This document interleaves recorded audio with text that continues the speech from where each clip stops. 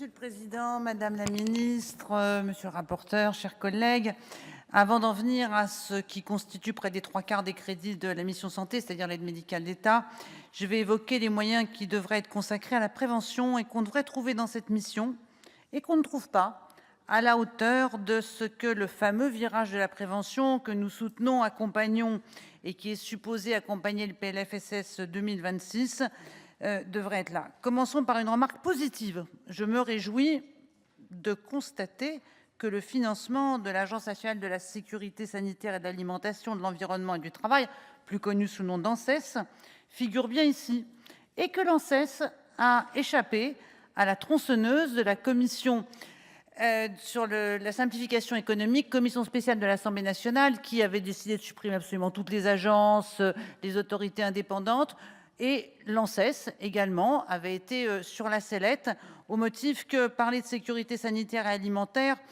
portait atteinte à la compétitivité agricole de la France.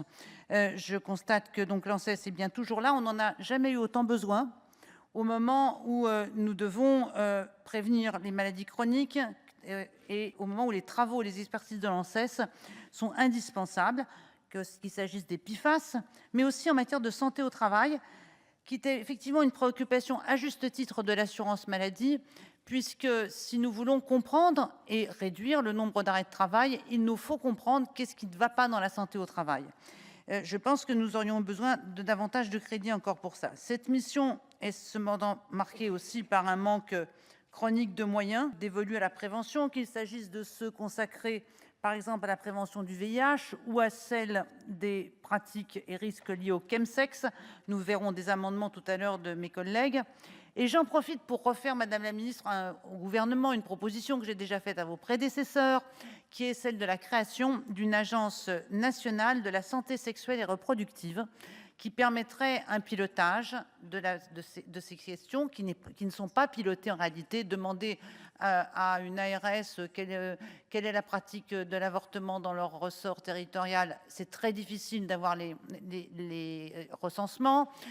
Il n'y a pas non plus de travaux de recherche qui soient réunis. Bref, on a un vrai déficit et je crois qu'une agence nationale à l'image de l'INCAS serait utile. Venons-en maintenant à l'aide médicale d'État.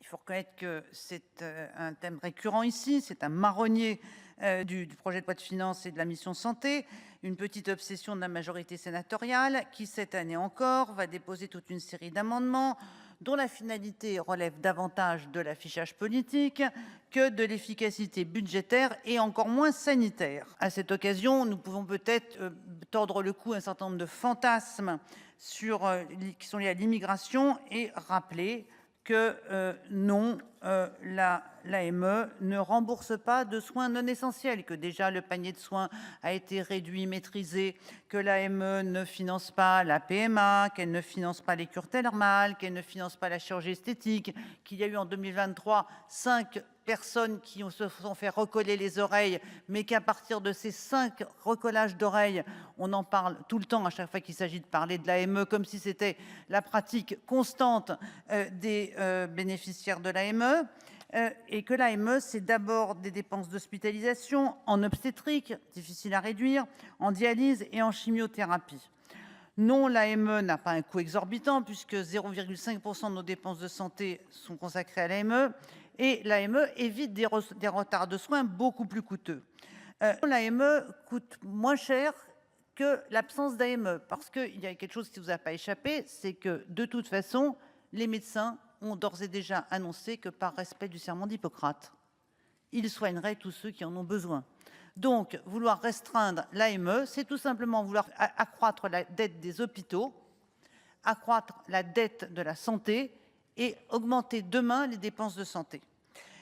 Non, l'AME ne contribue pas davantage aux fameux appels d'air migratoires. 50% des gens qui pourraient prétendre à l'AME n'ont jamais fait valoir leurs droits. Enfin, tous les médecins, je l'ai déjà dit, je le répète, sont hostiles. Et puisqu'il faut écouter les premiers concernés, écoutons les médecins.